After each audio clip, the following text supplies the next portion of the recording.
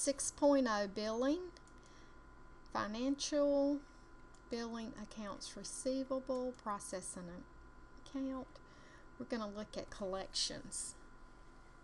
So we're going to key in our patient account number or the patient name. This is going to be Amanda Test.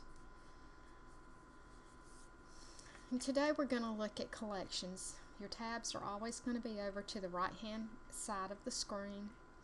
Click on collections. And as you can see here, we have a summary. Gives us just the summary that this is currently in the self-pay insurance, $241, which means the patient is responsible. If you look down to the bottom, at the bottom part of the screen, you will see collection events. The collection event start date was on February the 24th. And the last date gives you the last date of the last collection event. Gives you the next event. And the collection events are basically statements. And then if you had a contract set up on the account, you would find it here. Statement information would be over here. You can put statements on hold.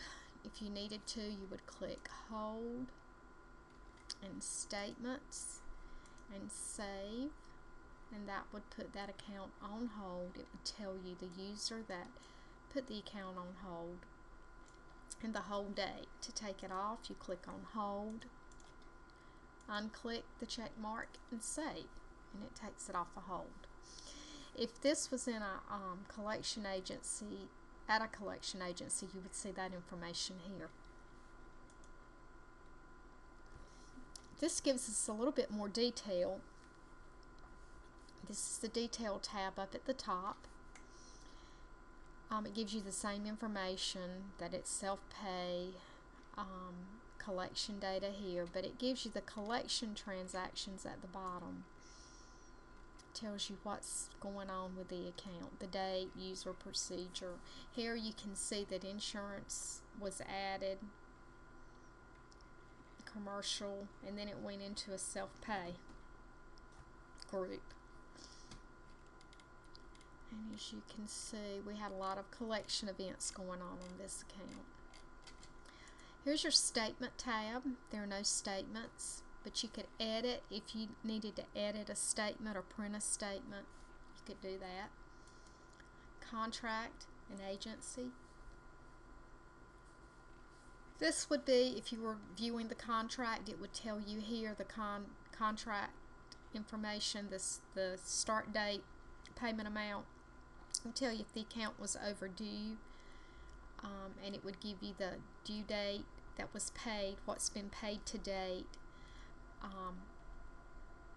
due to date, what's been paid to date, and current due if the patient is behind in their contract. Your reminders, here you would find your reminders, and as you can see, there was a reminder on this account and it was resolved. Comments, you will find your comments on this screen here if you were going by the tabs. And letters, any letters that might have gone out on the account. So I'm going to go back over to collections. You have to click on something else to get back. Okay, I'm going to do collections. And I want to move this account to our collection agency. So I would click agency transfer and assign to, has to be caps, our collection agency. And it tells you agency is a bad debt agency. Account will be transferred to bad debt. Yes. And as you can see, the status changed up here.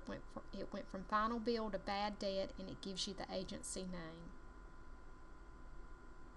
I'm going to pull that account back, transfer it out, put it back in final bill.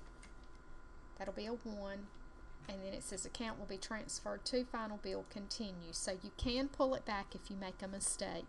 As you can see, it's back in final bill.